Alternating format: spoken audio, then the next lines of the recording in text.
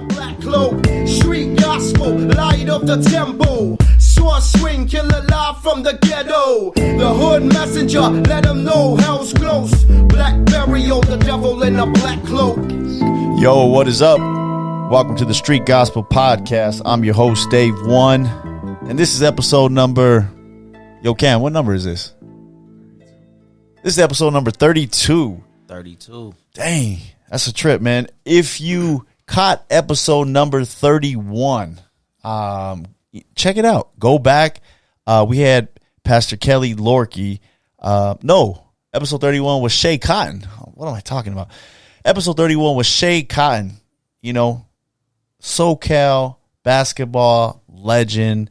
He had the documentary out. It's out now, Man-Child. So if you missed that episode, catch that episode and make sure you catch Shay's documentary, Man-Child. But, episode 32. I mean, we made it. We're here. We appreciate everybody out there that's been subscribing to the YouTube channel, Street Gospel TV, and checking us out on all the platforms, podcast platforms, Anchor, Google Podcasts, Apple Podcasts, and, of course, on Spotify. But, today we got a guest. And let me tell you something. So I've been wanting to get a guest on the show. There was some criteria to the show, and for the most part, I got every one of those people on the show. I got a teacher. I got a cop. I got a fighter. I had the shoe guy, right? Sneaker guy. I had him on the show. I had singers, ex-dope fiends, pastors, evangelists. There's two people that I have that kind of slipped through my hands so far. One is a chef. I always wanted to have a chef on the show. Talk a little food. I like to eat. You know what I mean? I don't like to cook, but I like to eat. The next one on the show, and this is kind of a twofer, but we'll get into that. I wanted to have a comedian on the show. Because why? Because I think I'm funny, but I don't think I'm a comedian. It's like a whole nother level. So today, I got a comedian on the show. And I always got to play a little banger. I like to play a little intro music. So this dude right here, he's a father, a newly father. Beautiful baby. He's a husband. He's a believer. He goes back to the Spanish church and the black church, but we'll get into that. I go to all of them. He's a comedian, an actor, and he's a barber. I mean, this dude does it all. Do it all. I see he got some hands. If you check out his IG, he's nice with those hands. You know what I mean? I don't want to catch that fade from the barber or the hands, right? I'm only giving out tapers this time. And he's a newly BJJ, Brazilian Jiu-Jitsu practitioner. Yeah. So without further ado, I want everybody out there to give it up. Thank him for coming out. Terrence DeLane. Give it up, everybody. Thank you. Thank you for having me. What is up, man? What's up, brother? How you doing? Man, doing good, man. Just doing the podcast thing. I'm glad you came out, man. I'm glad you have me here. And I'm going to just let you know, I've done a lot of podcasts. This has the best scent of any podcast. See, everybody watching it, you can't smell. I done been in podcasts where it's somebody's washroom and smell like socks, weed, whatever. This one smells like fresh air. So thank you for having it smelling good in here. I appreciate that. My wife's going to love you for saying that. This is like the joke of the crew of the podcast. Everybody that's come here says, your house looks nice, man. What the heck? Does anybody live here? It smells good. So my executive producer, my wife, she's going to be happy that you said that. Amazing, because when I walked in, they still had the lines in the carpet. You know how you're supposed to properly vacuum, like where you take it and then pull it back so it's just the nice lines? Yeah. You don't even see those no more. I've been trying to tell my wife, like, look, this is how you vacuum, but I need to take a picture when I leave so I have an example. I know, right? Show her what it's like. She gonna love that, man. Yeah. She, we've been married for 27 years. Oh, congratulations. We've been together almost 30 years, and then I think over the last 3 or 4 years, maybe she admitted that she might be a little OCD. You know, just a little bit. There's You nothing know what I mean? wrong, there's nothing wrong with that. That's an amazing trait to have. I think so, because there was a week or two where I think she was trying to teach me a lesson, and she was like, "I'm not going to do nothing." Oh. And by the third day, the house was getting me like a little anxiety, man. This stuff wasn't getting washed. There was dishes in the sink, and I'm like, yo, I'm not used to living like this. Yeah, that'll mess me up too, man. I grew up in a household, single mom, only child. My mom, she didn't play that. When she got home from school and work, the dishes had to be done. I had to vacuum like that too, so I had chores. Now my wife, she grew up in a household. She has 8 siblings. Oh. So they're like, their parents come home, they don't know who left the jelly out. You know what I'm saying? So it's a total. My wife says I'm OCD too. I'm like, man, So I love OCDness. You know what I mean? I mean, yeah. I mean, there's something good about it a little bit, man. I mean, there is nice parts to it. If you're excessive, you know what I mean, then it might be a problem, you know. But yeah, when you rub your finger and be like, I think you left some lint. Like, yeah, with the white glove and everything right there. that's Yeah, a then I'm little too like, much, chill, you know. Yeah, but I get it. So you grew up an only child? Yeah, I grew up Single mother. Well, I grew up. I'm my mom's only child. My father has other sons. Okay. And one thing about growing up, my mom was fairly young. When she had me, she was 16. So when you have young parents like that, I grew up with my grandparents a lot. Right. So your grandparents always got your uncle's son or somebody's always standing over there. So I never really felt like I was the only child until like I hit my teenage years. We moved to Phoenix. And that's the first time I was ever really raised like in an only child environment. But Got it. I always had a friend over. I was always at somebody's house. I was like that kid. I couch surfed all the time. So yeah, I never really felt like the only child. So Yeah. And you mixed, right? Yeah. My mom is Mexican. My mom's from Jalisco, Mexico, and then my dad is black as it gets. He's from Oakland, California. So Hyphy. Yeah, hyphy all the time. So yeah. Hyphy and heel, or what you think about two? You got to come up with a shirt. Yeah, Maybe yeah, it's like hyphy and something else. You know, hyphy and I don't even know. Something, yeah, right? yeah. That'd But be my dope. mom is from. That's what I tell a lot of people too, because like my mom is from the Bay Area. She's from Richmond. So Okay. Like the culture in the BayArea is like, even if you meet white dudes, they're like, yeah, bruh. So I'm like, it's Yeah, just it's everybody. different, huh? Everybody talks like that. So you'll never really like my homies. I have a joke about this all the time, but they're like, I never knew your mom was Mexican. I'm like, yeah, bro. What did you think she was? She was like, I don't know, light skin. I'm like, nah, she's Mexican. You know what I'm saying? So yeah, man. Yeah, the Bay Area is pretty unique, man. I used to go up there a lot. I have some family up there, but my grandmother moved up there when we were really young. Okay. So she lived in Hayward. She lived in Okay, yeah, Oakland. yeah. So the BART and all that was Yeah. was our thing. We go visit for a few weeks and hang out and take the BART. And then my uncle, he lived up there, so familiar with that area. It has a whole different culture. My cousin still lives up there, and he's Mexican. But he talks like he's a brother, you know what I mean? They have all the time. Yeah. They different still slang. get fades. They got the fade, just like, you know what I mean? Like, one thing I tell you, like, Latinos in the Bay, they get edge ups. Yeah. Like, out here, like, nah, dog, I don't put the clippers. You feel me? So, like, it's a whole different culture. You know what I mean? So, Yeah. it is. That's how my cousin was. My cousin Jimmy, man, he would have the ponytail, you know, kind of dressed like us, Yeah. but then he'd have the stunner shades on, and I'd be like, gold grill. Yeah. I'd be like, cuz, we don't do that down here. Yeah. He's like, oh, you know, I represent the Bay, man. Yeah, I was yeah. like, all right, cuz, you know, cool, man. Yeah. Different culture. It's very different culture. Cool culture, though. Yeah, it's super cool. It's culture. unique. Yeah, I got when I first moved to Phoenix, it's a little segregated too. My mom sent me to. It was the first time I ever went to like an all Latino school. I went to an all Latino, and they could not stand me when I went to the school. man. Like I talk about it in my stand up. Like I had it, like, you know, they were like, nah, dog, we're not. I'm not gonna. You can't talk to my sister. I'm like, why? You know what I mean? They just try to jump me, and I'm like, ¿Por qué soy como ustedes? They're like, what's going on? You feel me? So it's segregated a little bit in Phoenix too. But I noticed when I first moved to LA, I had a friend of mine. I was in barber school. She invited me to. She had a birthday party, and it was in Hawaiian Gardens. Oh, yeah. And I didn't know the culture of Hawaiian Gardens. Yeah. But as soon as we turned in the neighborhood, I was with me, a friend of mine. He's a brother too, and then I had a couple of my Asian homeboys, Cambodian homeboys. So we turned in. Like when I tell you, like the whole block, it literally, like, everybody's playing music, and then they seen us. They were like, Oh, man. I was like, Hawaiian Gardens sounds like a beautiful place. They're like, nah, dude, it's the hate gang. You can't go there if you black. I'm like, what? That's crazy. So.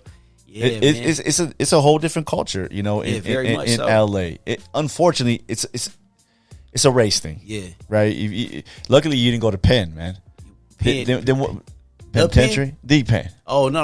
I use laptops. I do not mess with the pen. I do not mess with the pen. If you went to the pen, No. then what side you go on, man? I did. They sent me in Phoenix when I was a kid. I went to a juvenile detention center, and they tried to put me on a Mexican unit. And they were like, "Oh, we're gonna show you. You know what I mean? We're gonna get you beat up." Man. I came back. They were like, I'm great. I adapted. My best friend was Rusty and Caesar. They're like, "Hey, dog, tell your judge to put it on my time." I'm like, "For real?" So I've always been able to fit in, man. I'm a chameleon. So whatever culture you, right? Because when I tell people like I'm really like my first language is Spanish, so like my Mexican culture, like how it's a lot of stuff like I still don't know. Like I'm not the person that's like, "Oh, we go to Mexico every summer." No, we weren't that family, but I'm very in touch with my Mexican. So when people are talking about you in the store behind your back in Spanish, I interact. Oh, cool.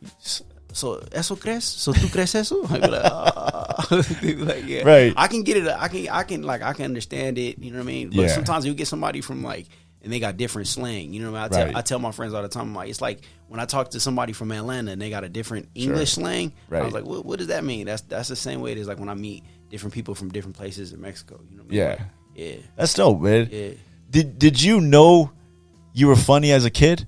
I've always been like a class clown. Like I always look for my stage. Like I always wanted a stage in life. Like I love. And it's funny because I was really shy. I remember I would have to do like a testimony or something in church, and I'd be like, I would freak me out. But I always liked the stage, and that's dope. But like we'd have a music teacher come in, and you know I get to like snapping my fingers, and then end up on the front page of the paper. So, but I never knew it was gonna be stand up. I wanted to do music first. I thought I was gonna be an artist first.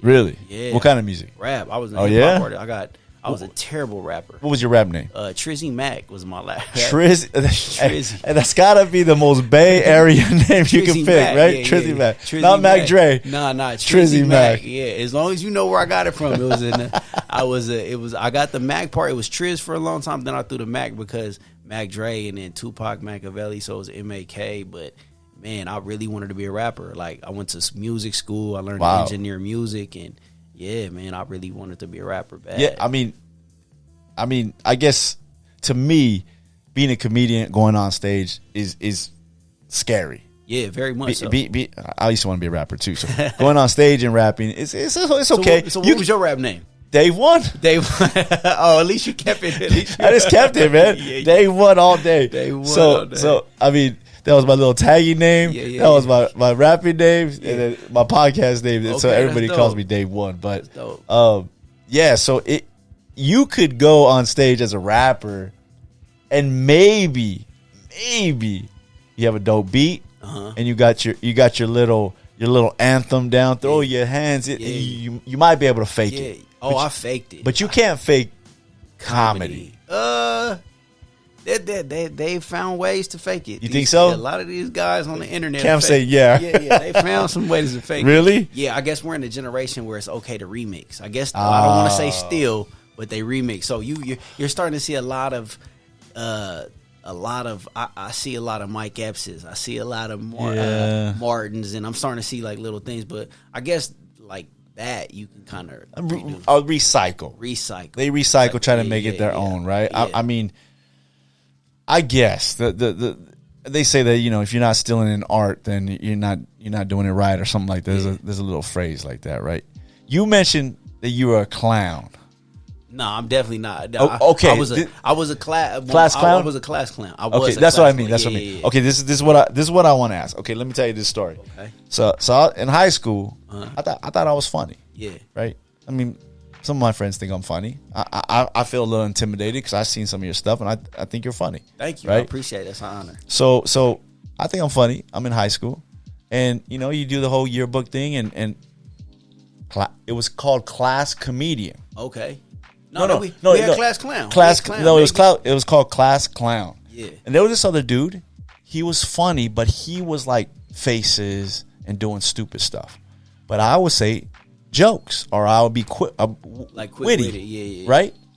So I thought I was gonna win. And a lot of people were like, "Oh, Dave's pretty funny, man. He be coming with the little quick stuff in class." And I cerebral stuff, right?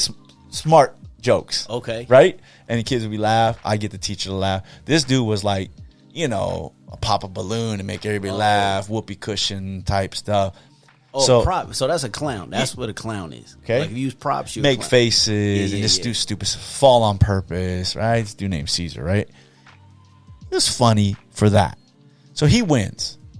And my boy goes up to me and he's like, "Are you mad because Caesar won class clown?" And I said, "He's a clown.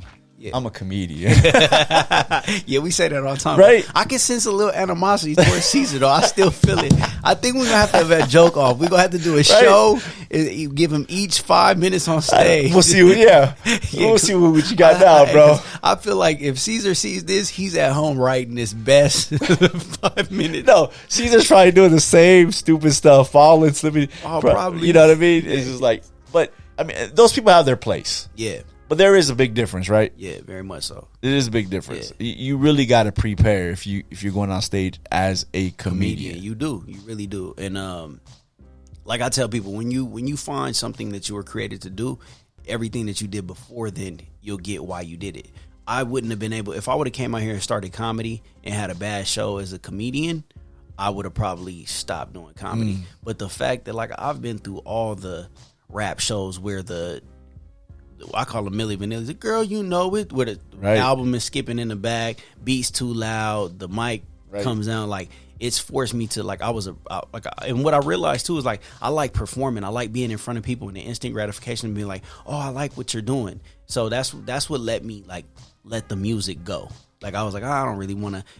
I'm one of those type of people, like, once it starts being mainstream and everybody starts doing it, time to move on. Like, that's the same thing. I was doing mitts and I was boxing and I was posting it, and now I don't really post it because I feel like it just started being like everybody does that. Everybody's hitting the mitts, you know. So I just kind of stopped doing it. But yeah, man, I feel like comedy is an art. You have to know what you're doing.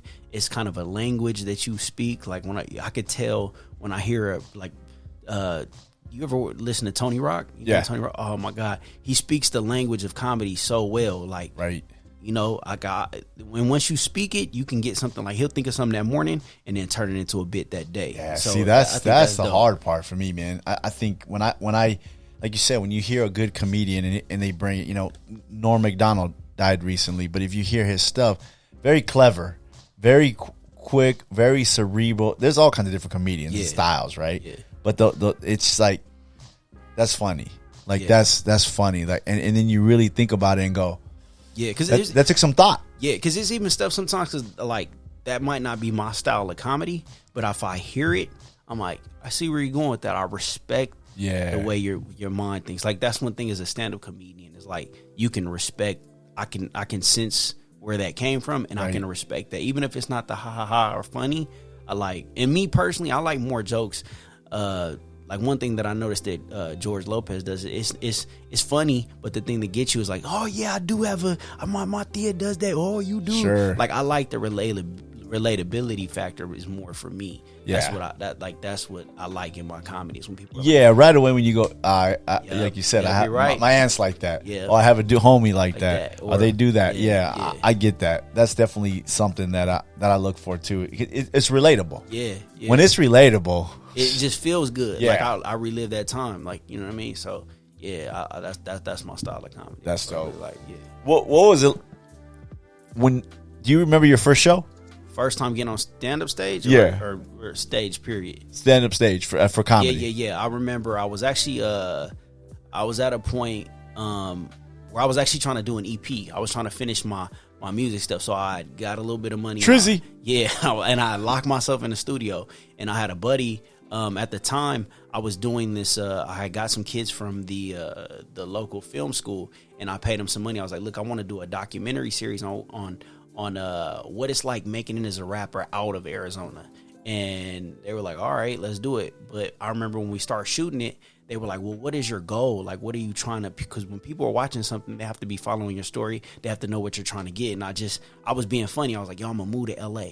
And I never wanted to leave my city. Like, I loved living in Phoenix at the time. So I remember I locked myself in the studio. We're shooting, and my buddy, I've been putting these episodes out, and my buddy was like, bro, you're funny. We were watching it, and I kind of at the time I was like, bro, I'm not trying to be funny. This is like, I'm trying to be a rapper. Like, I'm not trying to be funny. But he was like, bro, you're entertaining. Like, I was like, for real? And so he had picked me up from the studio, took me to a show he was supposed to be performing. But at the time, it was like an open mic. I didn't know at the time like what an open mic was. Right. So they called his name, and then like 2 comics later, I'm like, oh, well, he's done. I think we're gonna leave. And then they called my name, and I was like, hey, bro, why did you put? He just wrote you down? Yeah, he just wrote me down, put me up there. So all I did was kind of riff off of the girl that went before me. Okay. And I was hooked. Like after that, I was just like, the adrenaline. It just felt like, oh man, you get in your first little fight and you win. You're like, ooh, that felt good. I can't believe I won. Like, I won that. Right. That's what it felt like. So I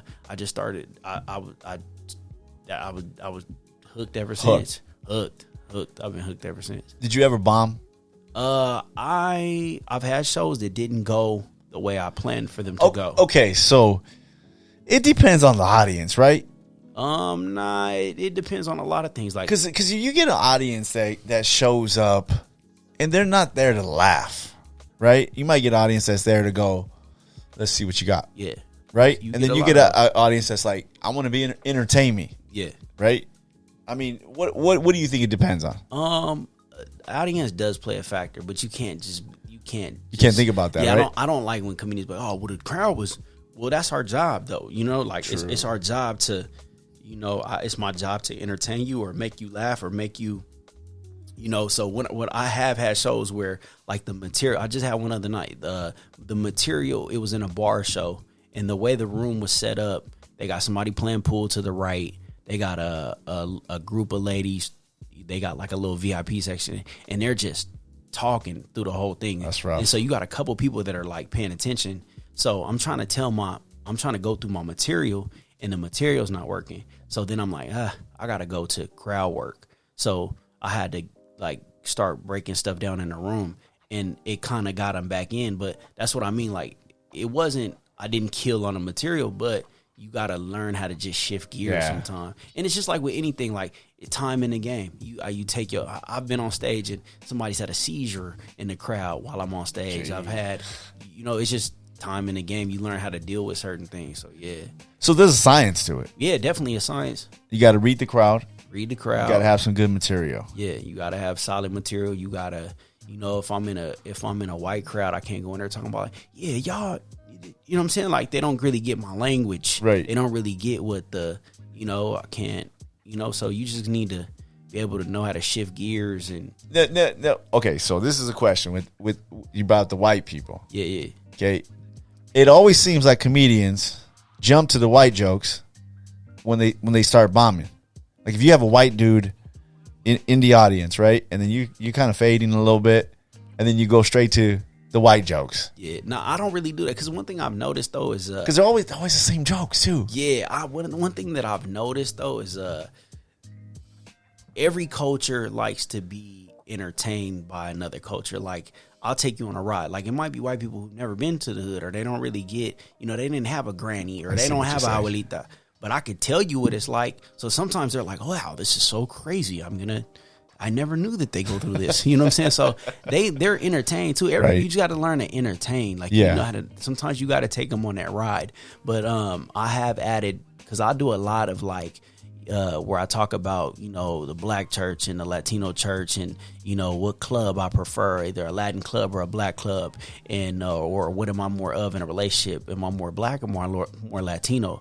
And I'll even throw in there like, well, you white dudes in a relationship, how you guys handle stuff, like, and I got those in my jokes too, just to make everybody relatable. You know what I mean? Yeah, I think when you, with anything, right, podcast, being a preacher, comedian, there's some when you're a little bit vulnerable about yourself, like, because I heard your jokes and stuff. You went into being the Mexican and black guy, and when you're a little bit vulnerable, I think people gravitate right away. Yeah. Right? Yeah. They kind of come to you. If I'm a little vulnerable on this mic with the podcast, people go, okay, I like this dude. I can even though I don't identify with everything he's saying, I'm gonna listen to this guy because he's a little vulnerability. Yeah. I mean, there ain't no other thing you can really be more vulnerable about than getting up on stage and somebody saying, all right, entertain me. Yeah, and I think that that's the hardest part for comedians, is in their mind. If we're in a normal conversation, you might say 3 or 4 things that make me laugh, But the moment I'm like, make me laugh, you're like, True. you know what I mean? It's a different story. And you gotta treat it like that, like it's just a conversation at first. I go up there real not like, what's up, y'all? Like, let's break the ice. What's going on? Got some couple people dating. I know what it's like to be dating. Like, make yourself relatable. You know what I mean? First, that's what I tell people all the time. But yeah, in this culture of cancel culture, right?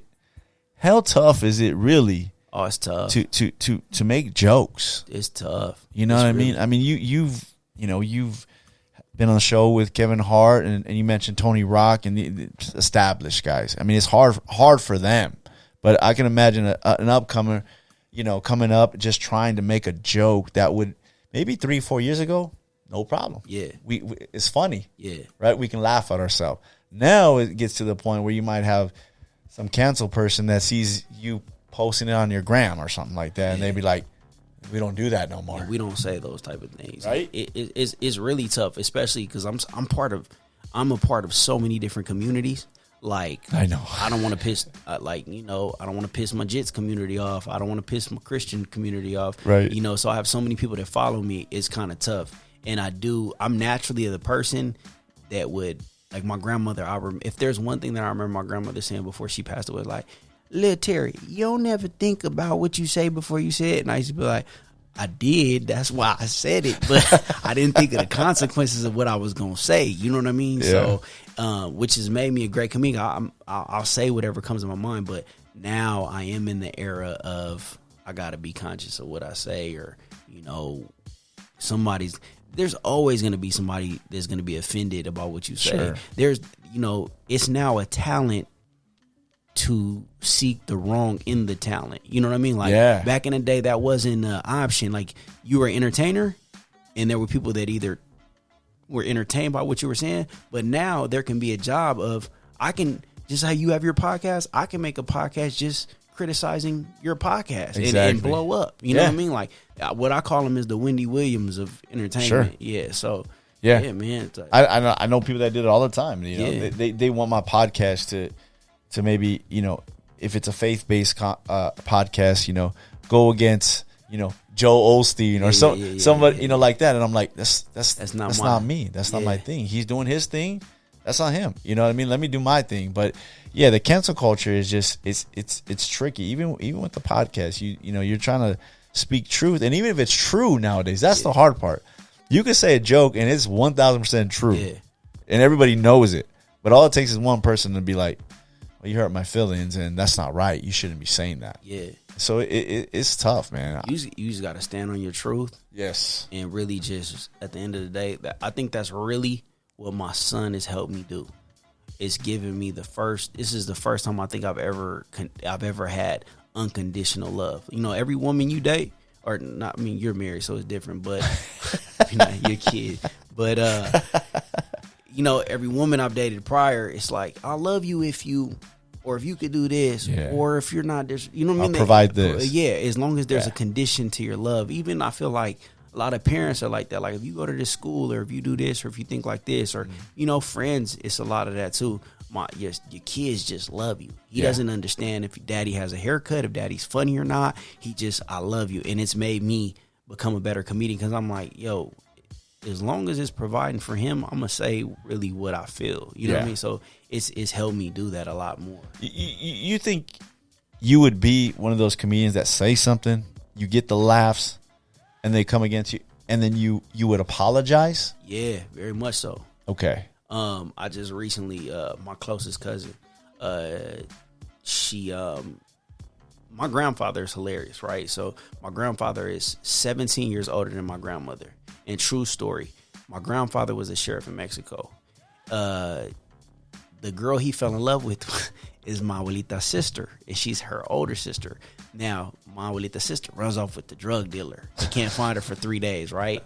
And so my tata goes over there like, you supposed to be with me. And she's like, nah, I love this guy, So he's like, he looks around, and this is a true story. It was like, all right, well, I'm dating your sister, and takes my abuelita, and they've been together ever since. Wow. Like, that's a true story, right? So for some reason, I think every Mexican family has a story like that. yeah. Mira, tráete los zapatos I'm like, he had a gun. Hey, ponte la ropa y vámonos. I remember my Aunt Tony telling me a story about that, but it's crazy. So my grandfather's energy has always been very loving to all the kids, and my mom and my aunt. Like, he loves his children, his grandkids. But like, he tells me these stories all the time. Like, mijo, tenía todo en Mexico. I was like, what happened? Tu abuela? You know what I'm saying? I'm like she's to blame for everything, right? So I posted that on my Facebook one time. I said, talking daily relationship advice with my tata, had everything, goats, cows, everything. And you asking what happened to it all? He's your grandma. I lost everything, right? Yeah. And all my family, all my cousins laughed, LOL, and I had one cousin, she even laughed, and later was like, I felt disrespected by that. Wow. And I was like, really? And it caused us to argue. Like, I'm talking about, this is a close cousin of mine. She was like, yeah, I felt kind of disrespected by that. And I was like, what? You like, are you serious? Like, you know what I mean? Like, yeah. You know, and then I called a couple of my other cousins, like, should I take it down? And, you know what I mean? I don't remember if I took it down or not, but it kind of drew a wedge within my family. Wow. And like a year and a half ago, my cousin passed away. She passed away from COVID. And we never got the chance to apologize for that situation. So now I have been more like, I don't want to disrespect anybody. Like, I've always been like that. Like, I want everybody to like me. You know what I mean? But you got to learn in this culture, like, everybody's not going to like you. That's the hard part. Yeah. Everything's so magnified like 10 times over now, right? Yeah. You would, like that first Chappelle show? The Chappelle show, period, right? Yeah. This guy watches it all the time. Yeah. Cam's a big fan of this. Now, I'm going to tell you about the Chappelle show. I was a huge fan before, and then I tried to watch it recently, and I was like, oh, I got to turn this down. I don't want my neighbors thinking I'm laughing at this. Like, you know what I mean? You can't laugh at this. He be saying some stuff, people, oh, my neighbor's going to... The what family? What? I'm like, what did he say? Yeah. This dude's busting up in the he's like, look at this part. And I'm like, I can't believe he got away with that. But it was a different era. It was a different time. Yeah, we loved Chappelle for that, though. Yeah. We love Chappelle for that, but even when he came out with his special, not the last one, the one before that, and he kind of went in on this culture and how before it got really big, right? Yeah, and he kind of went in and spoke some truth on that. It is sad. I mean, because you guys are entertainers, and you're a comedian, and not everything you say you really mean, or it's coming from a bad place. It's an observation. It's what you've seen or what you grew up with. It's coming from a personal place of, no, this is the way it was. I'm sorry if you had a different way or you think it's different. It's my life. Yeah. Right. Yeah. And I think that's the thing too. Once it's about your life, like one thing I love about, I'm not canceling out white people, but one thing that I've noticed that minorities we do, Latinos, black folks, even my wife is Cambodian. Like one thing I love about minorities is we'll take all the stuff that was thrown at us and we'll flip it. Like, you know what I'm saying? Yeah. Like black folks say the N-word. Now it's our word and we use, you know what I mean? Like we'll say the B word. You know what I'm saying? Like girls used to be like, oh, that B. Now you find a group of girls like, oh, you know what I mean? Like they're talking to each other, they'll call each other that. But I love the way, and I feel like we do the same thing with our struggles sometimes. Like if you make light of it so much, it kind of takes the power away from that thing. That's true. You know what I mean? Like That's like if you got jokes about whatever it is, the problem, and I think that's a lot of things. What my problem in music used to be is I tried to make music that people would like, and I think what comedies helped me do is I really just tell my story. Yeah. So it's allowed me to tell my truth, and it's helped me with so much in life because I'm just. Like there's people that tell me all the time, like, man, bro, I was struggling with something. Your comedy has helped me, and I'm like, bro, that's dope. Like, right. You've dealt with like losing a parent, or being half this, half that, or because it is tough. Like you don't really know where you fit in at. Yeah. So they're like, oh, bro, you really helped me, or my kids mix, and now I could kind of understand what. I'm like, that's dope, and that's what I want to do. That's dope because I remember this quote and. I was writing a few songs one time, and I remember this quote. You said one.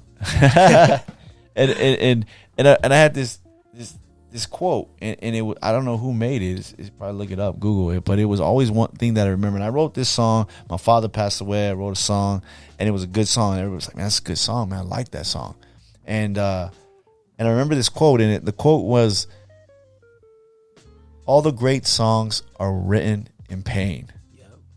Right? And they come from and I think that's kind of like the same with comedy. A lot of the stuff you get. Because a lot of comedians come from a lot of, a lot of pain. Yeah. And some of them are even masking some of that pain with the laughter, right? I mean, Robin Williams, great comedian. Nobody knew what was going under everything he was going through, man. You think, like, this guy's funny. Yeah. But there's a lot of pain. And a lot of those comedians have dealt with a lot of issues, died, drug use. And you're thinking, but he's laughing. Yeah. But he's funny. But the mask of the comedy and like music is written in pain, right? Sometimes. I think the hardest part too is like, it's kind of like the old saying. It was like, who heals the healer? Like, where does the nurse or the doctor go when they're sick?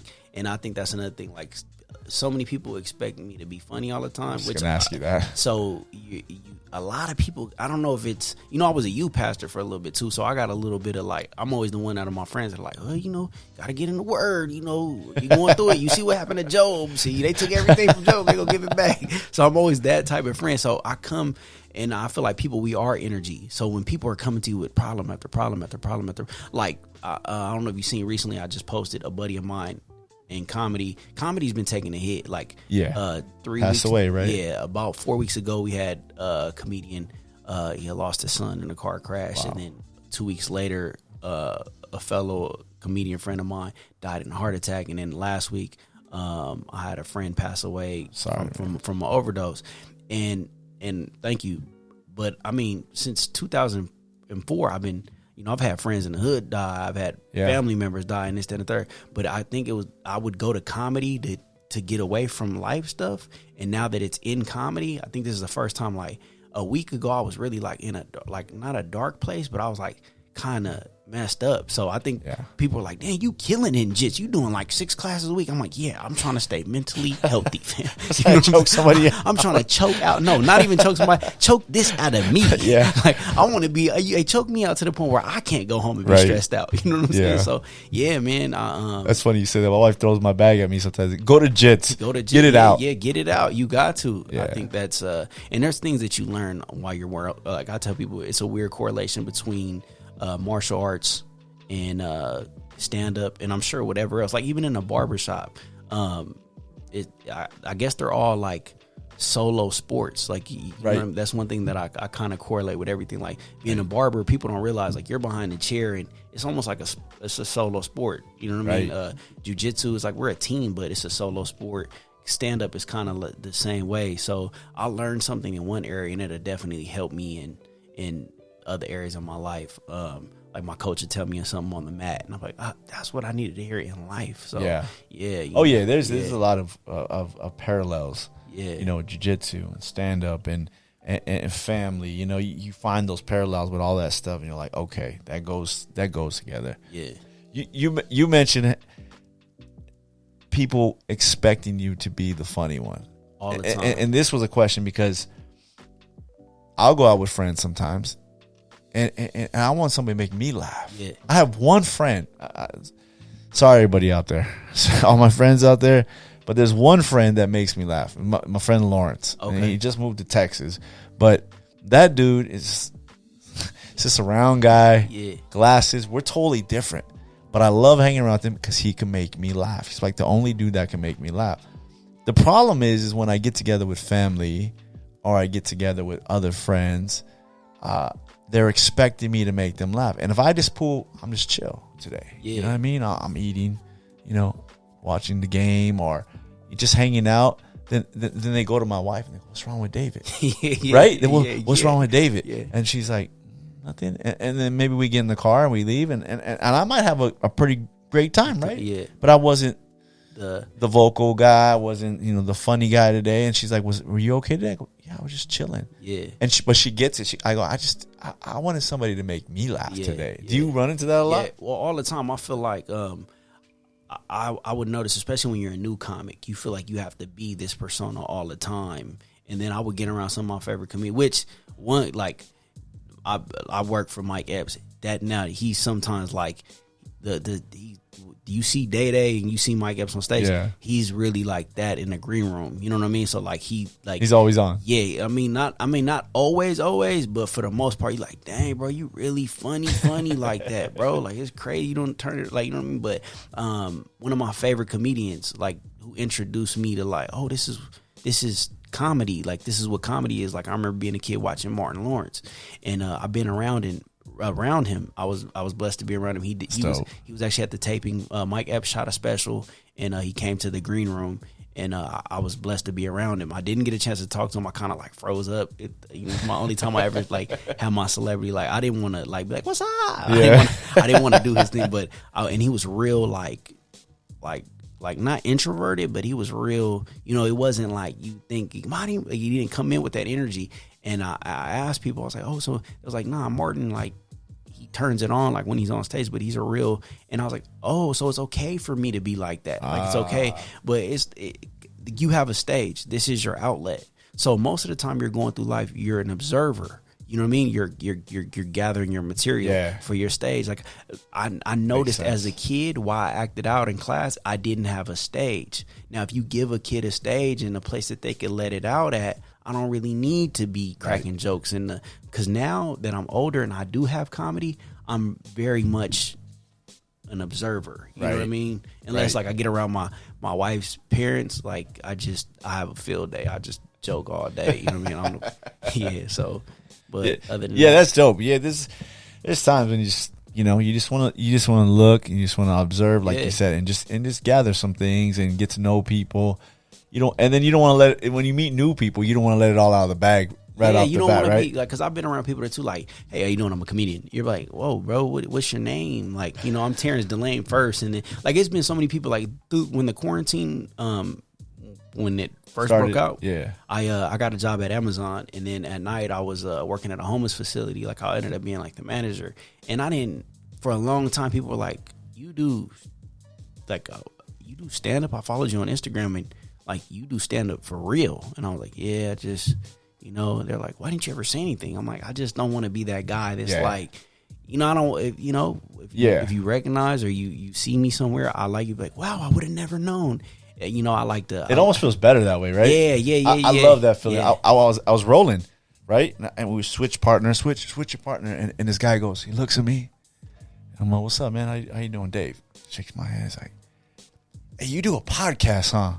And I was like, "Yeah." And after I was like, he said, "I checked out the podcast, man. I follow one of your guests, and then I seen you.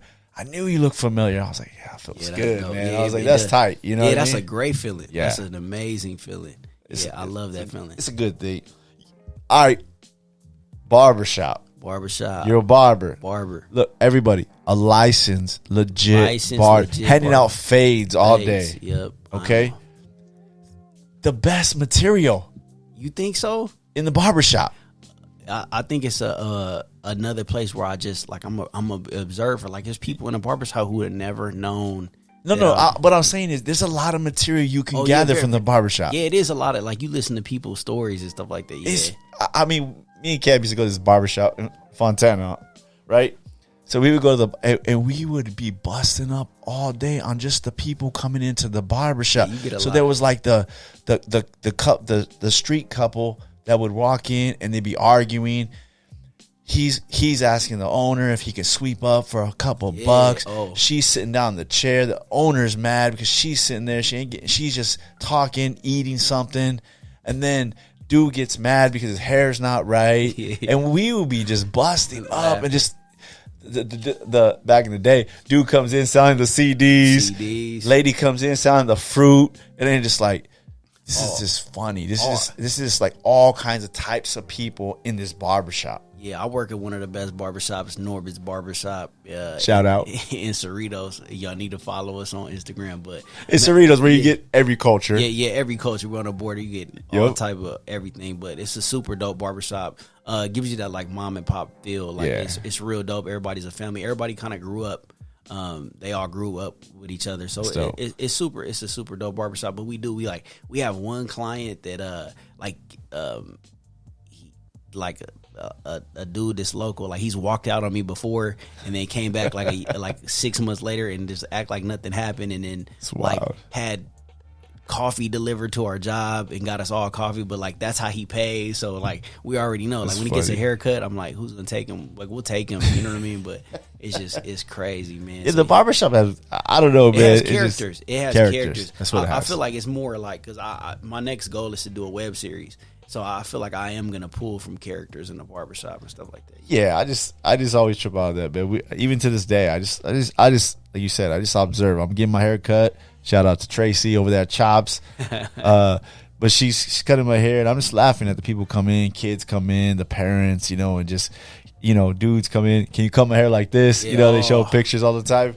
I'm like, man, yo. you be so, but dude, when people hear this, please just do me a favor. Do not come in with a picture of Drake's heart in their head and ask me to give you a heart. Dude, since the Drake is dropped, I've had so many people come in like, hey, can you put this heart in my head? I'm like, dude, please. It's funny that you say that, because every time, Tracy, what we getting today, Dave? And my hair's super short right now. And I was like, yeah, Tracy, just give me, 1 on the top, 0 on the side, and can you put my name in the back? She's like, shut up. I was like, my name right here. That's dope, man. But that's funny, man. Yeah, haircuts are a trip. Yeah, it's definitely like a different environment. So, and then do you get this? So you look more on the black side. Yeah. Right? Oh. So the homeboy comes in and wants to cut and is like, hold up. Oh, have I got it? I've got it like, nah, dude, you can't cut my hair. I'm like, why? Then they sit down frustrated, you know what I mean? And then you finally breathing all hard, sighing. Yeah. Oh, but I really did have somebody go off on me for like giving them an edge up. See, in a black community, the best part of the haircut is the edge up. So, right. like, I gave this guy the crispiest edge up, and when I tell you, he went crazy on me. I didn't know. He was like, "No, I'm not supposed to get an edge up." I was like, "Man," so I've had to learn that. But yeah, that's funny, man. Me and Cam were talking about this. Why are jokes funnier? And all my believer friends out there are gonna get mad at me. Why are jokes funnier when they have cuss words in them? I beg to differ. Really? Yeah, it's some stuff like there is some which I've been trying. I brought it up. Like I told Cam you were coming about a week ago, and I was like, Terrence DeLane, he's a funny dude. He's coming comedy. He's like cool, and he falls like a comedian. And I was like, why is it funnier when they cuss? He goes, it's true. It is funnier. And I go, is it? I feel like, because I've seen some amazing comedians who replace a cuss word with something else. It could be like "google gaba," and they be like, and just keep doing it. And you be like, well, like it finally becomes funny. But like I feel like there are comedians that can make it super funny without cussing. Because sometimes the cussing is excessive, and they, once again they try to like mask the joke with extra cussing, right? Yeah. And then it's like not that funny with that many MFs, right? Yeah, that's always the word too. Mother F. Right? Yeah. It doesn't get that funny. Yeah. So you could be the Rakim of comedy. Rakim was known for never cussing in no raps. Really, I didn't know that. Yeah. That's what he was known for. He's a great MC, one of the godfathers of MCing. But if you ever listen to Rakim, he's never cussed. I never knew that. Never cussed. And I'm a hip hop head. Yeah. Like if I could ever go back to university, I would be a hip hopologist. I didn't even know that was a real degree, but you could really get a degree in hip hop. But I would have went. Yeah. I love hip hop culture but I didn't know that Rakim never cussed. Yeah. This look it up. That's wild. I never knew that. Yeah. So I guess you can be a comedian, not cuss. Yeah. You can. I do. I don't really cuss, but there's other words that I say that probably aren't the best. But I try not to cuss. And then even on along those lines, the you get the comedians that are a little bit more raunchier than the other comedians, right? I don't really do a lot of like. Do you think you maybe toned it down because of family and wifey? Not at all. No, this wasn't who you were. Man, it's so funny because now that I am like.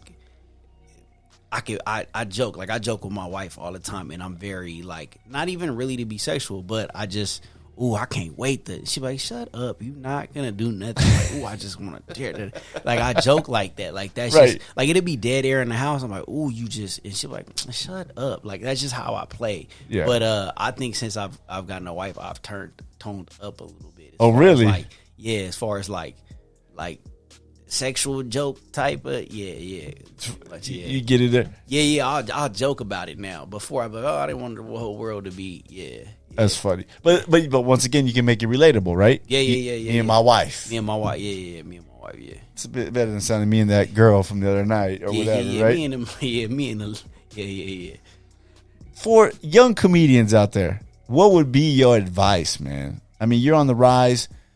You paid your dues. You know, you're ready to take off. Probably would already took off if it wasn't for the pandemic. But how does a young guy that says, I think I'm funny, I think I can do this, what do you say to them? Something I just learned in jiu-jitsu. This is a lifetime commitment. You're not going to get your black belt tomorrow. Wow. Take it easy. It's good. You know what I mean? Just enjoy your roles. Like, just enjoy your stages. There's nothing you could, I mean, there's things you could do to get better, but I mean, as soon as you get that, then what? You know what I mean? Like, Right. You have to create little goals for yourself, and even after you hit those, it's never going to be enough. So it's just a lifetime commitment. Just enjoy it. Get a mentor if you can. Get around people and just learn the game. And listen. One thing that I've noticed about comedians that really irks me is like they do not. When I get around people, it's almost like a flaw of mine. Like when I'm around, like Tony Rock, that's a person that I work with a lot. He's the big brother, mentor, everything. I don't never make it like he's like, bro, we're friends. I'm like, nah, but you're my mentor. I shut up and I listen. You know what I'm saying? Like I watch, I observe, and you know these new guys, they just do a lot of just, oh yeah, but like they have to have an input. Like it's okay to not know. You know what I mean? This is a person who has 20 plus years in the game, like been around the world doing stand up. Just watch, just observe. And then another thing is like, enjoy comedy. You must have got into comedy because you liked comedy. Yeah. Watch comedy. Like, I see comedians all the time. I just went the other day and I watched a comedian, Dominique. She opened for Tracy Morgan back in the day, and she's done great things for herself, and she's amazing.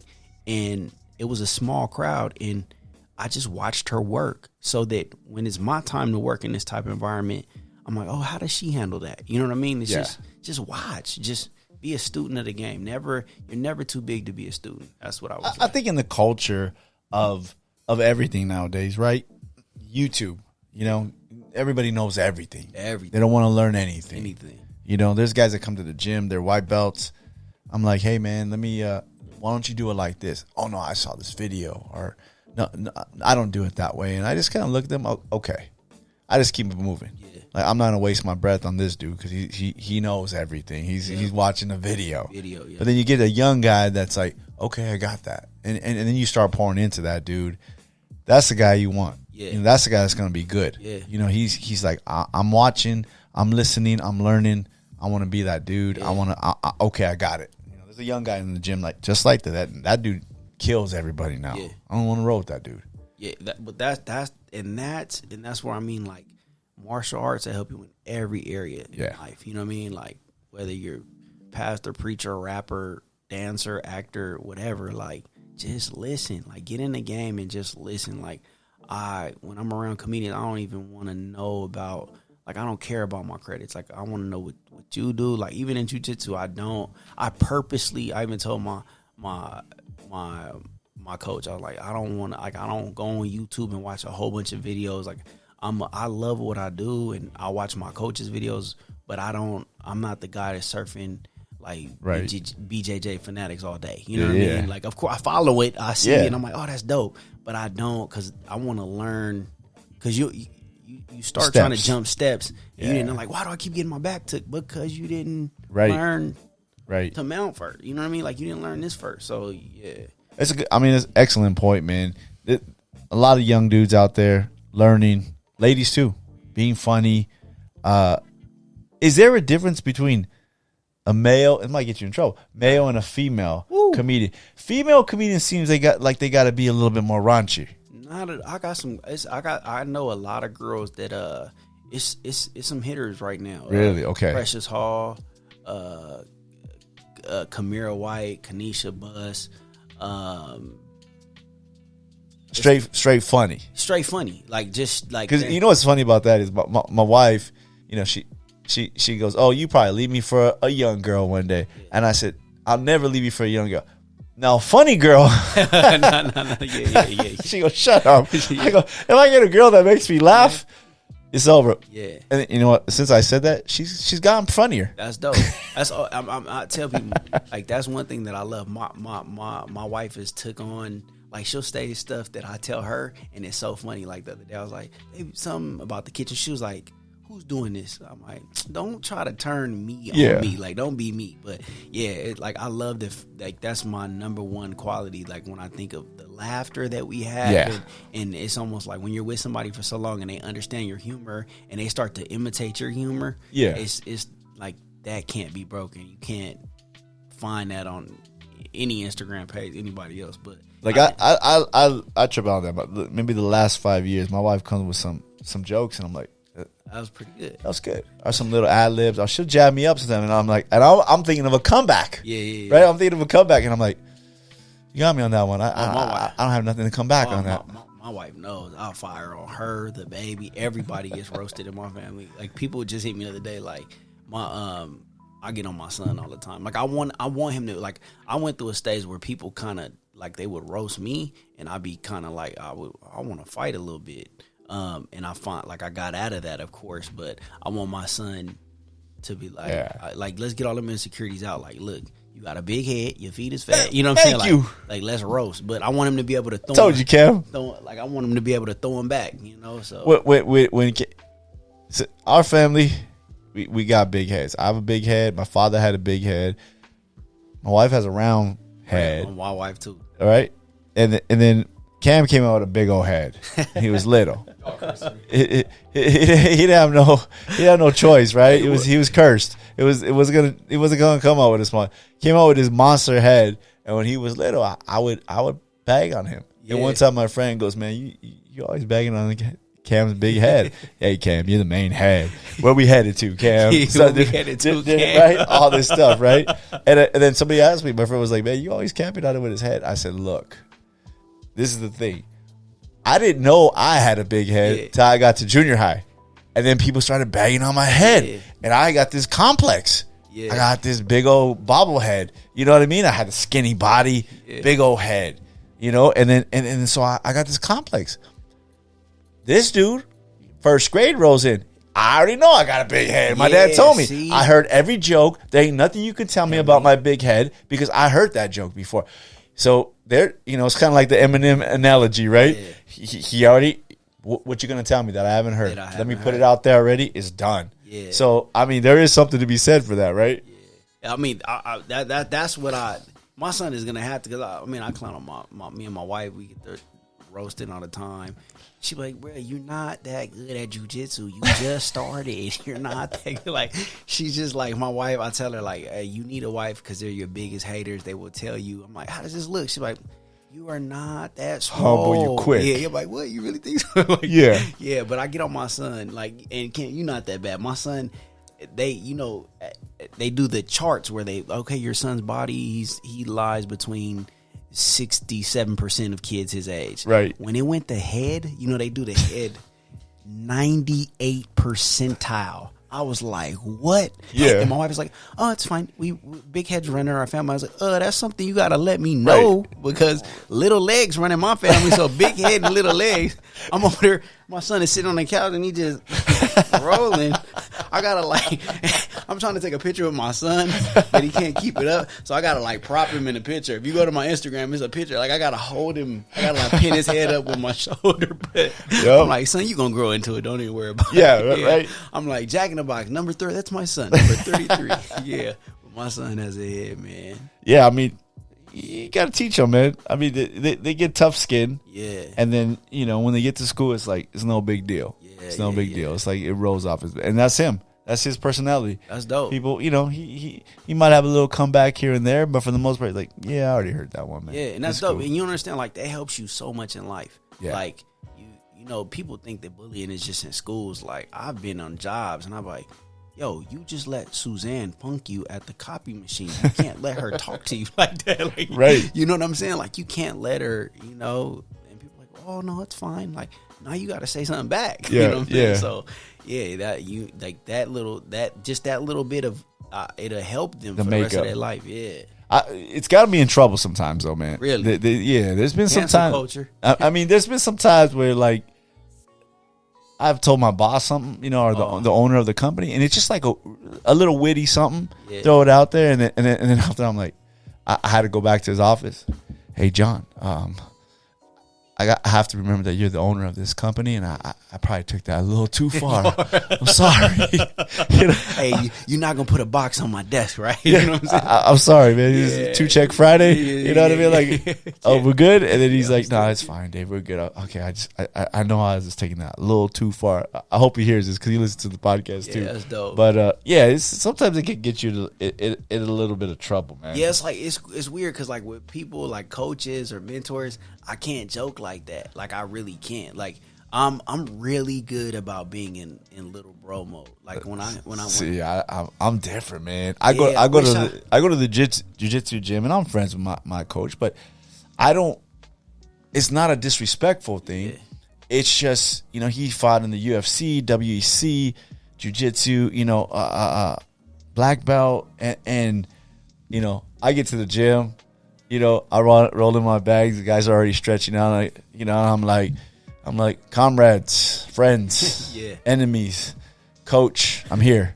Yeah. And he just looks at me, shakes his head. Yeah. That's dope, And I though. think I'm the only one that can get away with it. Really? But it's he knows that's who I am. Yeah. And something about being a little funny when people, that's who Terrence is. He just he can get away with it. Have you ever? Do you know who Antonio McKee is? Yeah. Yeah. So he's a coach. Beast. Yeah, he's a coach of mine too, and a friend of mine. So he started out a coach first. So he'll joke though. He'll joke all like. Man, when I See, but I don't know if I'm gonna play around with Antonio but McKee. nah. yo. But so, when I tell you he has some good, like he'll be clowning, me, and I'm like, nah, I can't go there, like, cause you my coach, but Right. you know what I mean, Right. But he has some pretty good, like, but it's hard for me, and it's not that I have a problem joking on people, because I'll sit up there and roast with the best of them, but Right. the fact that I think it's just you see them in a different light, like it's hard for me to have a comeback. I think I'm like that with like pastors. Okay. You know, there's a few pastor friends I got. I'll roast the pastor. There's some I do roast. I mean, there's sometimes there's some pastor friends that I'm like, nah, I can't mess with him. He's highly respected. And I had an evangelist on here, Billy Hall, man, and he's just too up there spiritually for me, and I'm like, I cannot joke with Billy Hall. You know, Billy Hall's a serious man. Yeah. You know, Vietnam. I mean, I said his episode was like, Dead Presidents meets Platoon meets Shawshank Redemption. I'll send it to you, but Please. so but he looks, he's Peabody looking dude, skinny, glasses, big white dude, big head, real skinny, meek, very spiritual. But he starts talking crazy about what he used to do, and then you're like, whoa. So you get a little nervous. But that level, but the spiritual level, I'm like, Billy Hall, I can't really mess with this dude. Yeah. And there's some pastors that I'll clown them and be like, text them and be like, hey man, I saw you on the ground today. What were you wearing?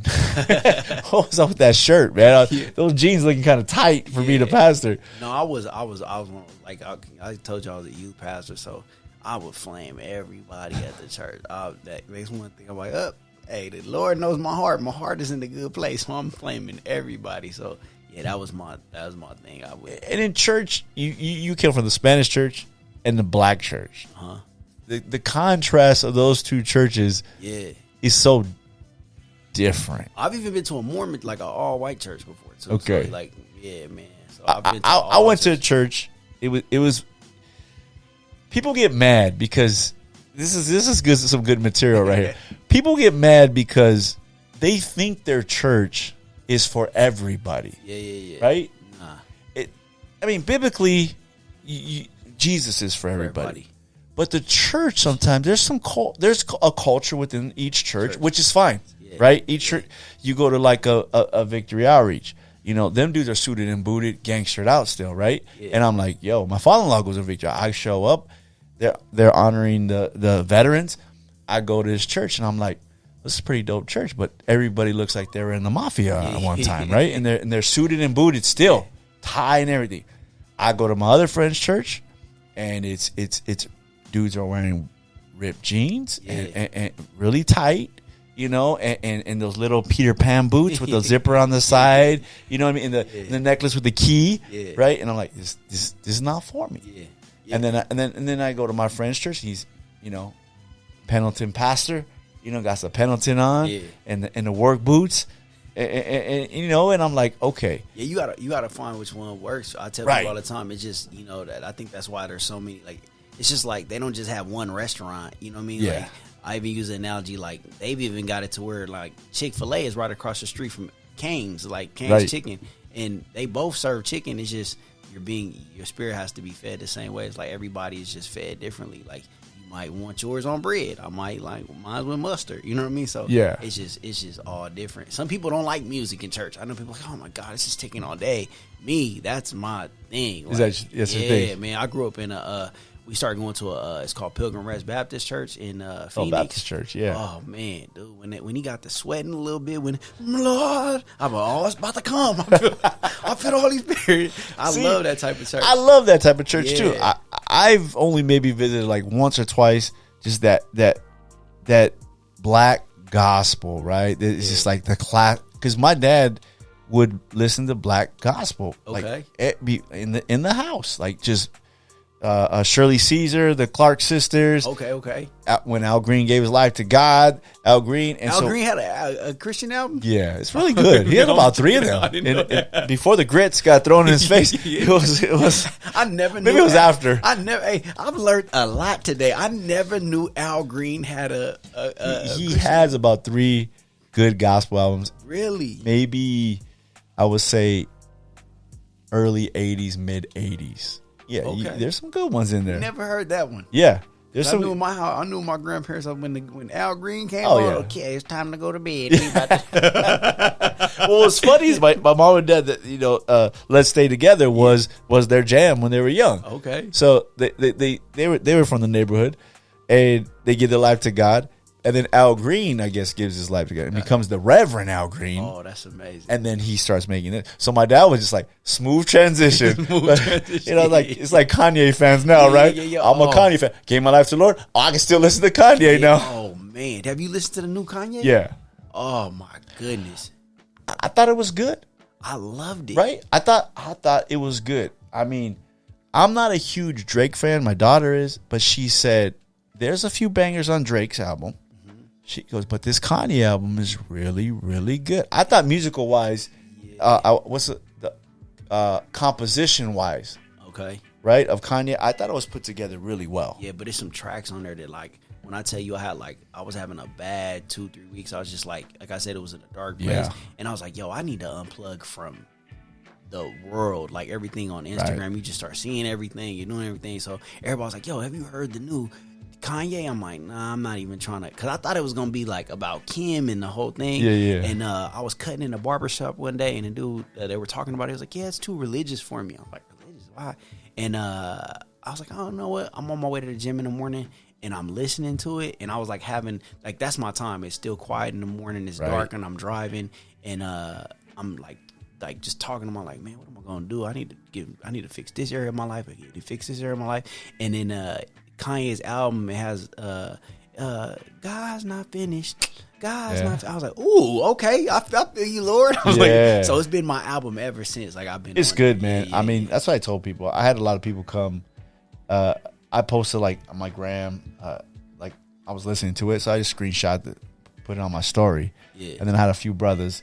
They were just like, oh, I don't know about him. He had Marilyn Manson. I guess he did a show. He rebuilt the house he grew up in Chicago, and he brought out a replica on stage. Okay.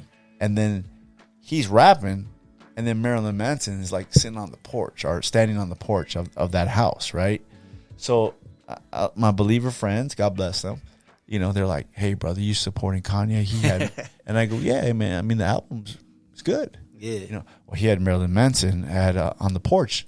I seen him in the back. He was standing there, and I said, who do you think looked dumber?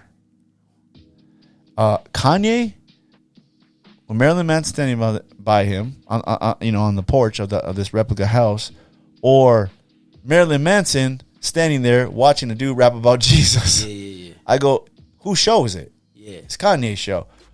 He's standing there. So I was like, have you heard the album? No, I haven't heard it yet.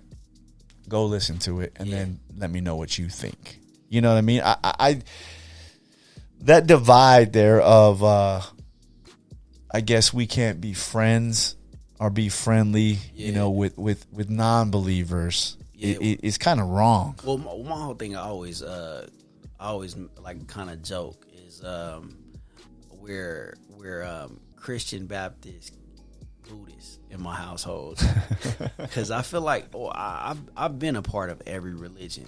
Like I said, we were Catholic, and then from Catholic, my grandparents, for some reason, like the Mormon church started helping my family out a lot, so we became Mormon. And then when I finally got into like Christianity, I started going to a Baptist church. So I've been through all of them, and I think everybody kind of has their thing they do right. Like I think it's dope that the missionaries go out and go door to door on a bicycle, and they're really about like they're about it. Yeah, they're about going out and teaching the word. Like I think that's dope, and I think if we just remove the things that people do wrong and look like, yo, as long as you love God and I love God, like let's build on the things we do like about each other. Right. Like, we focus so much on the negative that we'll get lost in that all day. It's so easy, especially now, just to divide on what's our differences. Yeah.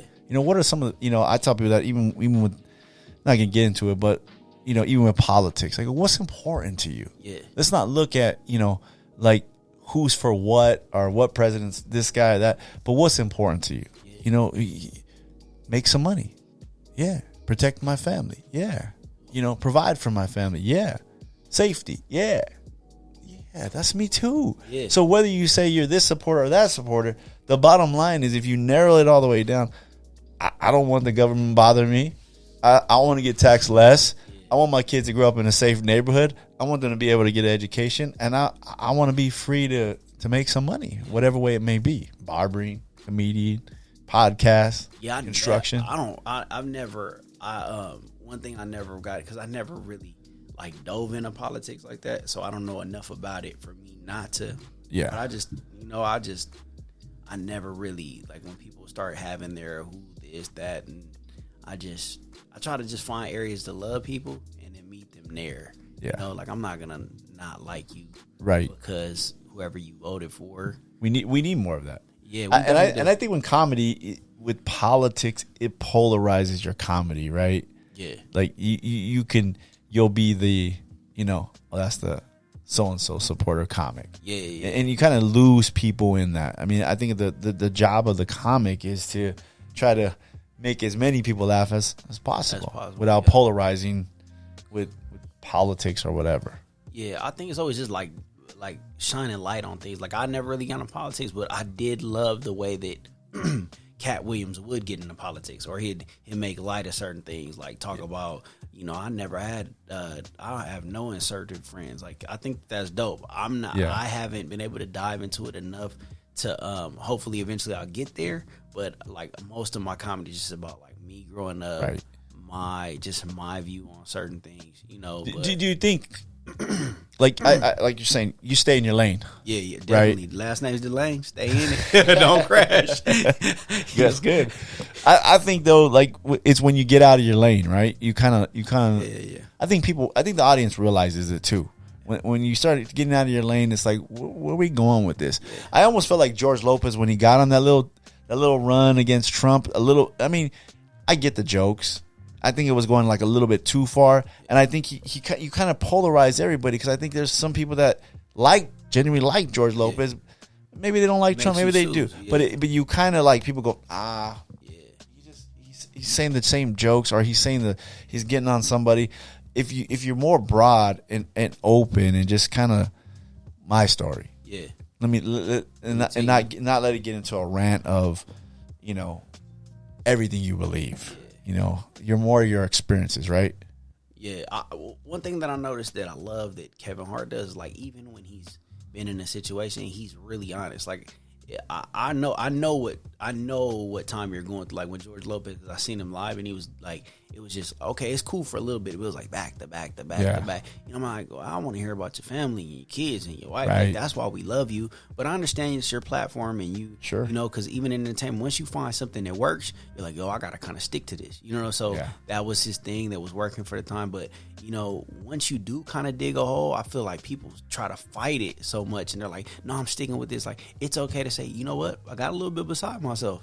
And just tell people, like, people are people. We all get caught up in waves of whatever is going on. You know what I mean? Yeah. Like, they got something on Netflix about aliens. You start thinking everything is, you like, you know what? I'm tripping a little bit. Like, it's okay to say that you're tripping a little bit. Like, and it's okay. Like, and I think that people respect the honesty. So if you do start to go on a little tangent, just be honest. Like, hey, I was getting a little. I was tripping a little bit. Yeah. That's good, man. Yeah, that's real good. Family number one. Family number one. Has it changed your comedy? Has it changed my comedy? Yeah. I've always, my set has always been about, my first set I ever started with, was, I talked about having young parents. So I came out the gate talking about, young parents, and then it went from young parents to, like my relationship with my dad. Like I had a weekend dad, so I always talked about my family. So it was always part. It was always part. Now, like my set, like I'm trying to shoot. My whole goal before the quarantine was to shoot a 45-minute special, do a little intro in the end, a little something at the end and the beginning, make it an hour slot. That's dope. And it was, at first it was like, I'm a Blaxican, and then we changed to I got to do it, but had all these names for it. But that was the goal. Like I wanted to shoot a special, and just to kind of like have it and like start working on new material. Then the quarantine hit, and then I wasn't able to work the material every day like I was supposed to. So now we're back to working a little bit. But yeah, man, all my material is about family. I do have so much of like what I'm going through right now. Like my wife is Cambodian, and so I have just added more material to the whole thing, right? But I don't want to, like, I have so much stuff that like I need the people to get out first. I'm like, let me drop this so that I can get to where I'm at now, because I'm in a whole different space. Like when I first started comedy, I was young, single dude moving to LA, bachelor. Now I'm, it's a whole life change when you go being married. You know what I'm saying? Like, because there's certain places in your body, like I know it in my mind, but your eyes be like, oh, I'm like, no, we can't look. Like, so I gotta get going now, fellas. It's getting late. Hey, husband hours are over. Right. So yeah, it's I want to talk about some of those type of things, especially like stuff with because my culture and generation, getting like everybody be like, oh man, I got a whole lot of chicks. I'm trying to get this chick. I'm trying to bag this chick. And people don't realize, like, hey, that's a problem, brother. Like, what I'm saying? Like, that's a drug within itself. You got to kind of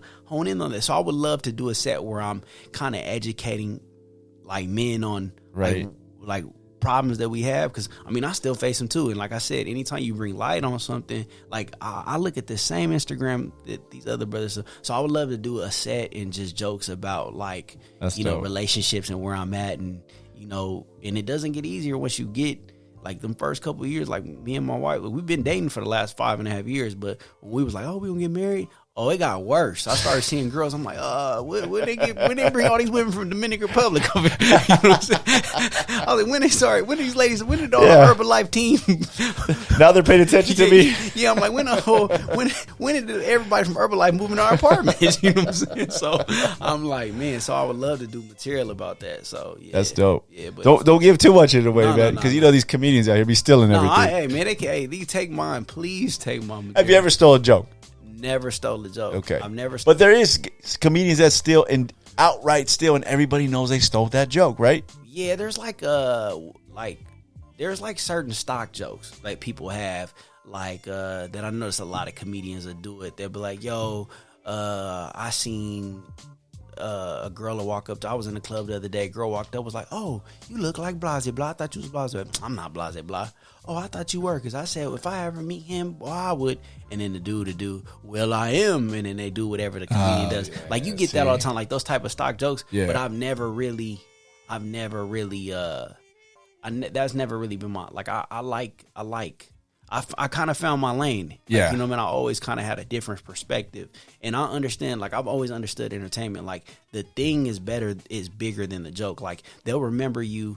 One of my favorite sets in comedy, period, was Bernie Mac's on the Kings of Comedy when he did the whole set about the kids and his sister was on drugs and he got his kids. Yeah, and that was good. Like, that set was so good that they made it a TV show. Yeah. And that's how I always wrote my comedy. Like, I was like, oh, you know, young parents, it'd be dope if I did a set about me being a young bachelor and my mom moving to LA and living with me. You know what I'm saying? I'm like, Yeah. but my mom's trying to date and I'm trying to be, you know what I mean? So when I wrote my first set, that's how it was. And then now, like me, like I talk about, a lot of my homies just found out I was Mexican. You know what I'm saying? So, you know, that's kind of like how I write my material, was always with the perspective of I really want to get into TV, film, and web series and all that type of stuff. So I write my content with the view of we're doing this as a pitch script. So if I'm on stage doing it and somebody sees it, they're like, bring them to the network. We want to turn this into a show. Yeah, that's dope. Yeah. I think the real life stuff, you know, you mentioned the Bernie Mac show. Yeah. You know, Everybody Hates Chris. Yeah.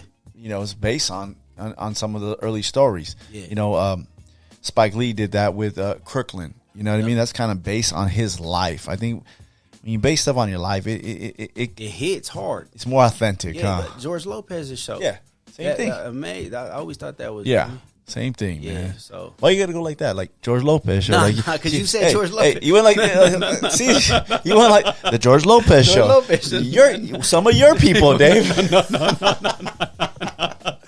He gonna have me. Because you know my barbershop is close to George Wyatt. Lopez show. No, hey, my barbershop is real close to Wyatt Gardens. Sad we only have one. We got Paul Rodriguez, but he hasn't came out with nothing forever. It's some Luis Alvarez. It's some guys coming out of Phoenix that are Jerry Garcia. We got Fluffy and what's his name? Esparza guy. Jerry Garcia is amazing. I saw you with Jerry Garcia. Yeah. Oh my God, is he funny? Yeah. Like, he's a funny dude. He's a real funny guy. He's I think it's just, that's the thing about comedy, man. There's funny dudes everywhere. You know what I mean? Every culture, every walk of life. You know, you can come from a affluent family, you can come from the hood. You know, it's just, you can make fun of both. Yeah, you know what I mean? That's what comedy's all about. Yeah, and that's what I try to do. It's just dope. Like you know, especially since I know that there is still a division between cultures, and like, not to take it too much off the topic, but I always thought that that's kind of, you know, they call us the minority, but really we're the majority.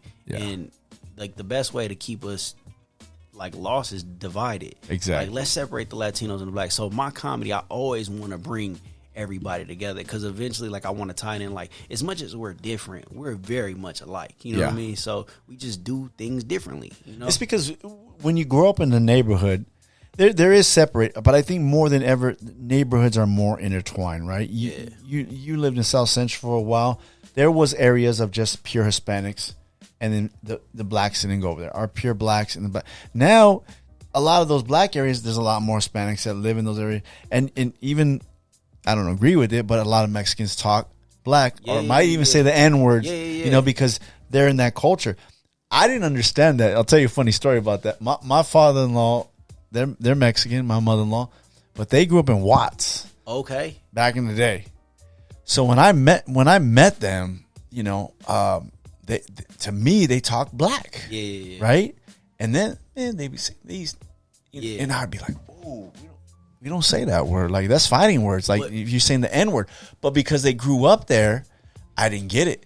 And one time a friend came over, and they said the N word, and he's like half black, and he got a little, you know, "Hey, man," and I was like, "Look," you know what I mean? Like, they don't mean it that way. Yeah, it's because who they grow it. And then the switch to that is, my daughter grew up with like affluent, uppity black kids, right? Okay. Parents are lawyers and detectives and live in huge houses, or they go take them up on the hill in Riverside. And I'm like, they live here? Like, yeah, this is their property, like legit, right? So they all come over. These kids, college and everything, don't talk anything like the neighborhood dudes, right? And then my father-in-law was like, "What's up with all these brothers with Ash?" I said, "Rich, the brothers are not like the brothers you grew up with. Yeah. These are really good kids, man. You know what I mean? So it's intertwined more than ever. I noticed, like I said, I wanted to do a web series. So originally it was called West Coast Stories. It was just a bunch of stories, like, because like I said, man, I grew up in that. Like, I've lived in all type of different hoods. I've been caught up in all type of like weird situations, and my mom is even like, to my mom's defense, like, she did really try to, like, I'm gonna get my son out of Richmond. I'm gonna take him to Arizona, and she did what she could to get me like in the best school districts, and and that kind of threw me off too. Like, damn, now I'm going to school with number white kids all the time. So so I've been in every situation. Right. So what my West Coast Stories was about was, I've been in a situation where me and my homies were leaving a party, and we're looking for another party, and so we're supposed to be following this group of girls. We kind of get lost in the neighborhood, and so we turn down the street, and it's a big house party going on, and my boy's like, this has to be it, like, let's just go inside. So as soon as we go in, you could tell, like, this is not the party. It's nothing but it's like nothing but Mexicanos in there, and they're playing music, and they're turned up, and you know what I mean. And they looked at my homies kind of like, yo, like, they looked at all of us like, hey, who invited you guys? But one dude came in like, nah, it's cool, man. Chill, drink up, have a good time. Yeah. Like, we're chilling. Like, this is my house. Just have a good time. Like, they're cool with us being there. So a couple drinks, we get to like turning up, and my boy is like dancing, doing all the dances. And one of the Mexican dude was like, man, he was like, you need, you know what I'm saying, are turned up. And my homie was like, what? He was like, nah, I'm just saying, like, y'all, you know what I'm saying, you know what I mean? And I could tell by the way he's saying it in his conversation, right, that he uses this, like, he has black friends, like, he may be from somewhere where, like, he's not trying to be disrespectful, but it did kind of make the energy kind of weird in a party. Yeah. And I'm trying to tell my homie, like, you can't really trip. Like, there are cultures, like, now it's become a word that's, because the music too. Music, you know what I'm saying? Like, the music uses it a lot, so that the kids repeat what they say in the music. Grew up with that. Yeah, or like I said, like, I've come from a place, and I've been places too, where it be like my neighborhood I lived in Phoenix is like the blacks and the Latinos, we're one. Like, we all get down. Like, it's just like the Northerners in the Bay Area. Like, as long as you bang red, I don't care, black, Mexican, whatever. We just all claim red. Like, you know what I'm saying? So they say, you know what I'm saying? They say it, and it don't bother us. You know what I'm saying? But like out here, in certain places, it'll be a problem. But it's funny that you say that, because I wanted to turn it into a sketch. Like, I wanted to make it an episode on my thing, but I was like, it might kind of rub people the wrong way. But it's really an issue that we go through. So maybe I should do it. You know what I mean? So it'd be dope. Yeah. I think it'd be dope. I mean, it's reality. Yeah. You've been saying the whole show, man. It's part of who you are. It's part of what you grow up with. I think to not address it, or not to, bring it, I guess, to light to some people, it's kind of doing a disservice, man. But I do get people, though, that I have been in a situation where I've been around people, and I know that they don't use it in their everyday lingo, and they're trying to be kind of like, they're trying to be cool, and I'm like, bro, could just, like I said, just be authentic. You know what I'm saying? If that's who you are, stand on what you believe in and be who you are. Now, but if it's not, don't try to do you're gonna it. know. Real recognize real. Yeah. They kind of pause before they say it. Like, people that just the last two letters might be ER. Yeah. Instead of A. Yeah, exactly. Then there's a problem. Yeah. Like, you don't say this, man. Don't say it. Yeah, please. Yeah. That's what I mean. It's just. And it is, and it's sad, because it's still something that we do have to deal with. Nowadays. Yeah. I think we're more intertwined than ever. Yeah. Right. I tell people this all the time. Like, if you go back 60 years, there was issues, there was problems. If you're now there's more. It's you can see a black dude walking down the street with a white girl. It's not a problem. 60 years ago, it'd probably be a problem. 100 years ago, it'd be a real problem, right? Yeah. And I said, so.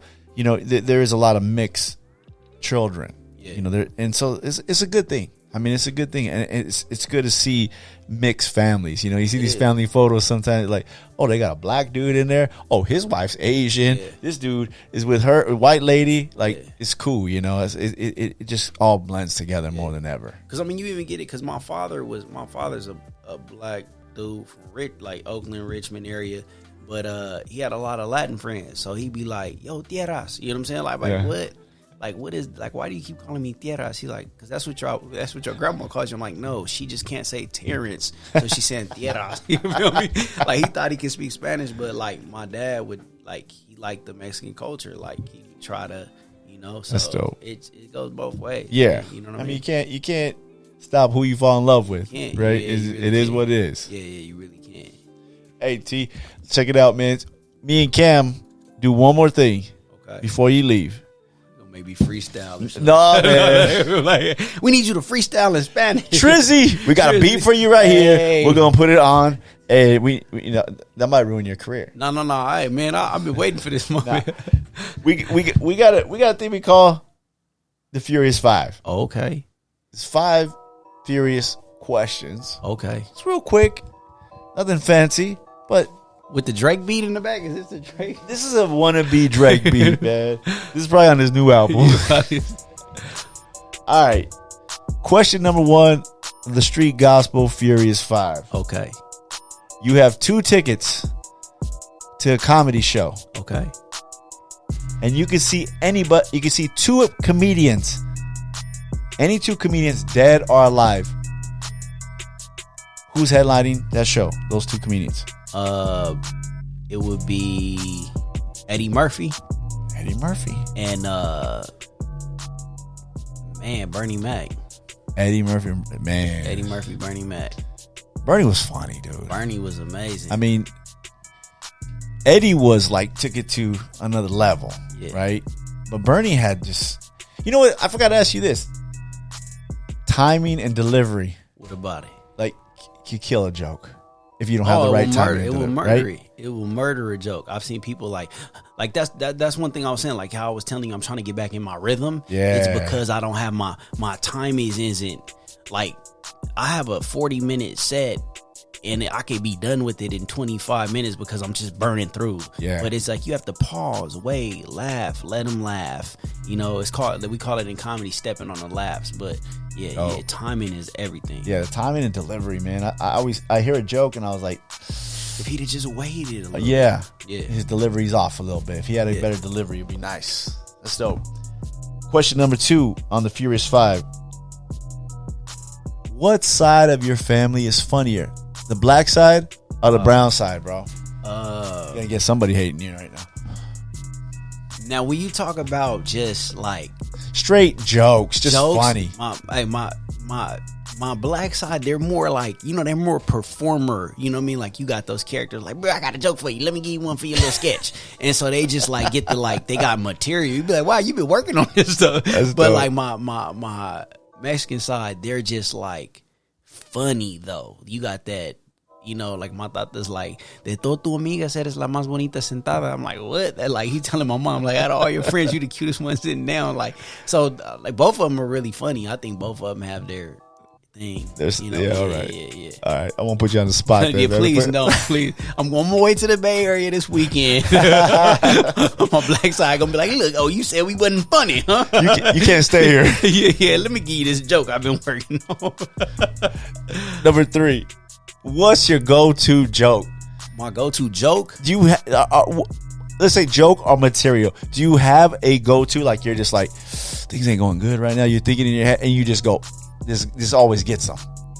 I don't really. It all depends on what kind of room I'm in. I did have this joke. It was funny how it was created, but I was doing the J Spot Comedy Club. It's right there in Inglewood, and I was going through my material, and it just was a talkative crowd, and they weren't really talking. But I noticed it was like some older women in the front, and I just like. I love older women. You know, my last girlfriend kind of looked like you. They don't even make her name no more. And I was going through my whole bit, and I created a joke, and I talked about older women. And it killed. And it ended up just being a joke that I made on the spot. It's like the only joke that I've ever created that was like a joke, and I wasn't like telling a story. Like I was trying to create, like it was like I created on the spot, but it's the joke that's taking me the farthest. It's been on it's on True TV right now. They ended up doing an act out over it. I was on Kevin Hart's Harder City on Comedy Central off that joke, and it makes me so mad because I'm like, that's not my type of material. Like, that's not what I want to be known for. They're like, yeah, you're the guy that does you like older ladies. I'm like, no, I'm not. Yeah.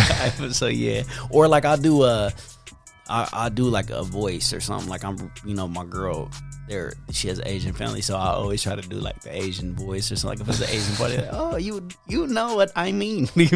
So that's probably my go-to. I think the Asian voice is easy to do, and it's so distinct. Like you just what order? Order 24. Order like, number why 20. do you have to yell? Like I heard you. I'm on the phone. I just want to order. I think that's pretty distinct. Yeah, but that's dope. All right, question number 4. Let's say you weren't funny. Okay. What attribute of your character or that you have or you don't have would stand out? If I wasn't funny? Yeah, if you weren't funny and you had to pick something else, what would it be? I don't have nothing else. I mean, if you could pick one thing. If you weren't funny and you could pick one thing. And when I tell you my 35 years of living, I done tried them all. I'm here by default. I don't really have like... It's so funny probably, though. Probably my hard work. Like I'm like, people tell me that all the time. Like I am, I've had people tell me like, bro, your will for something, you'll work pretty hard. Like I'm like, I was thinking about this question because I'm like, what are people gonna say like when I die? Oh, he was just funny. I hope they have something secondary. Yeah. Oh, he was a good dude. You know what I mean? Like, okay, I get it. But if you weren't funny, like what other attribute would be the thing? But hard work. I think a lot of like if you were to ask some of my friends, they'd be like, oh, he's a pretty spiritual dude. Like I try to tie it back. It's so funny because I'm like my whole life I've been conditioned to think like a hood mentality. Like you better not let nobody talk to you crazy. Put them hands on you. You better punch them in the mouth. Like so I've been conditioned to be that way. And then like I spent the last maybe 6-7 years really trying to walk like a line of God pretty much. So my friends have called me going through something. I'm like, oh, so what you do? You knocked him out? I would have said knock him out. And I'm like, you know what? Well, the Lord does. Like, so I try to be spiritual. They probably tell you like my spiritual would be probably my next attribute. Right. That's good. Funny and spiritual. Funny and spiritual. I try to be. All right. Question number 5 on the Street Gospel Furious 5. Is laughter really the best medicine? It is. There's nothing else that'll make you forget about everything the way laughter does.